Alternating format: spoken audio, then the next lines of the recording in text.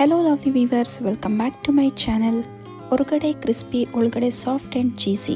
ಈ broccoli cheesy bites ಮಕ್ಕಳಿಂದ ಹಿಡಿದು ದೊಡ್ಡವ್ರ ತನಕನೂ ತುಂಬಾ ಇಷ್ಟಪಟ್ಟು ತಿನ್ನೋಂಥ ಸ್ನ್ಯಾಕ್ಸ್ ಆಗಿರುತ್ತೆ. ಸೊ ತಡ ಮಾಡ್ದಲೇ ರೆಸಿಪಿನ ಶುರು ಮಾಡೋಣ. ಫಸ್ಟ್ ಸ್ಟೆಪ್ ಬಂದುಬಿಟ್ಟು ಉಪ್ಪಿನ ನೀರಲ್ಲಿ ನೆನೆಸಿರೋಂಥ ಬ್ರೊಕೋಲಿನ ಒಂದು ಬೌಲಲ್ಲಿ ಗ್ರೇಟರ್ ಸಹಾಯದಿಂದ ಈ ರೀತಿ ಗ್ರೇಟ್ ಮಾಡಿಟ್ಕೊತಾ ಇದ್ದೀನಿ.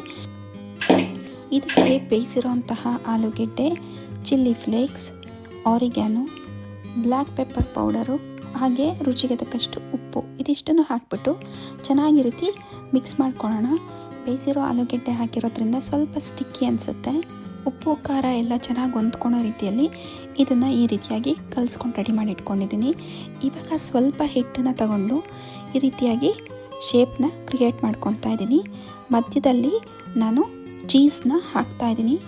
ಎಡ್ಜಸ್ನೆಲ್ಲ ಈ ರೀತಿಯಾಗಿ ಫಿಲ್ ಮಾಡಿಕೊಂಡು ರೌಂಡ್ ಶೇಪ್ ಮಾಡ್ಕೊಳ್ಳೋಣ. ಸೊ ಇದಿವಾಗ ರೆಡಿಯಾಗಿದೆ. ಇದೇ ರೀತಿ ನಾನು ಎಲ್ಲ ಉಂಡೆಗಳನ್ನು ರೆಡಿ ಮಾಡಿ ಇಟ್ಕೊಂಡಿದ್ದೀನಿ. ಇವಾಗ 1 ಕಪ್ ಹಾಲಿಗೆ 1 ಟೇಬಲ್ ಸ್ಪೂನಷ್ಟು ಕಾರ್ನ್ಫ್ಲೋರ್ನ ಹಾಕಿ ಮಿಶ್ರಣನ ರೆಡಿ ಮಾಡಿ ಇಟ್ಕೊಂಡಿದ್ದೀನಿ. ನಾವು ರೆಡಿ ಮಾಡಿ ಇಟ್ಕೊಂಡಿರೋವಂಥ ಉಂಡೆನ ಈ ಮಿಶ್ರಣದಲ್ಲಿ ಅದ್ಬಿಟ್ಟು ನಂತರ ಇದನ್ನು ಬ್ರೆಡ್ ಕ್ರಮ್ಸ್ ಇರೋವಂತಹ ಪ್ಲೇಟಿಗೆ ಹಾಕ್ಕೊಂಡು ಈ ರೀತಿಯಾಗಿ ರೋಲ್ ಮಾಡ್ಕೊತಾ ಇದ್ದೀನಿ. ಬ್ರೆಡ್ ಕ್ರಮ್ಸ್ ಎಲ್ಲ ಚೆನ್ನಾಗಿ ಉಂಡೆಗೆ ಹಿಡಿಬೇಕು, ಆ ರೀತಿಯಾಗಿ ರೋಲ್ ಮಾಡ್ಕೋಬೇಕಾಗತ್ತೆ. ಸೊ ಇವಾಗ ರೆಡಿ ಇದೆ. ಇದೇ ರೀತಿ ನಾನು ಎಲ್ಲ ಉಂಡೆಗಳನ್ನು ರೆಡಿ ಮಾಡಿ ಬೇಕಿಂಗ್ ಟ್ರೇ ಮೇಲೆ ಇಟ್ಕೊತಾ ಇದ್ದೀನಿ. ಇದನ್ನು ಡೀಪ್ ಫ್ರೈ ಮಾಡಿದ್ರೆ ಎಣ್ಣೆನ ಜಾಸ್ತಿ ಹೀರುತ್ತೆ, ಹಾಗಾಗಿ ನಾನು ಬೇಕ್ ಮಾಡ್ಕೊತಾ ಇದ್ದೀನಿ. ಇದ್ರ ಮೇಲ್ಗಡೆ ಜಸ್ಟ್ 1 ಟೇಬಲ್ ಸ್ಪೂನಷ್ಟು ಎಣ್ಣೆನ ಹಾಕಿಬಿಟ್ಟು ಒಂದು 15 ನಿಮಿಷಗಳ ಕಾಲ ನಾನು ಬೇಕ್ ಮಾಡ್ಕೊತಾ ಇದ್ದೀನಿ. ಓವನ್ ಇಲ್ಲ ಅನ್ನೋರು ಒಂದು ಪ್ಯಾನ್ಗೆ 3 ರಿಂದ 4 ಟೇಬಲ್ ಸ್ಪೂನ್ ಎಣ್ಣೆನ ಹಾಕ್ಕೊಂಡು ರೆಡಿ ಮಾಡಿ ಇಟ್ಕೊಂಡಿರೋ ಉಂಡೆಗಳನ್ನ ಶಾಲೋ ಫ್ರೈ ಮಾಡ್ಕೋಬೋದು.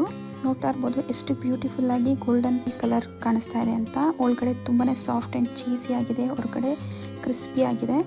ಸೊ ದೊಡ್ಡವರಿಂದ ಹಿಡಿದು ಮಕ್ಕಳು ತನಕನೂ ಈ ಒಂದು ರೆಸಿಪಿನ ಇಷ್ಟಪಟ್ಟು ತಿಂತಾರೆ. ಸೊ ನೀವು ನಿಮ್ಮ ಮನೆಗಳಲ್ಲಿ ಈ ರೆಸಿಪಿನ ಟ್ರೈ ಮಾಡಿ ಹೇಗೆ ಬಂತು ಅಂತ ನನಗೆ ಕಾಮೆಂಟ್ ಮೂಲಕ ತಿಳಿಸಿ. ಮತ್ತೊಂದು ರೆಸಿಪಿ ಜೊತೆ ನಾನು ನಿಮ್ಮನ್ನು ಮತ್ತೆ ಭೇಟಿ ಆಗ್ತೀನಿ. Until then take care, bye ಬಾಯ್.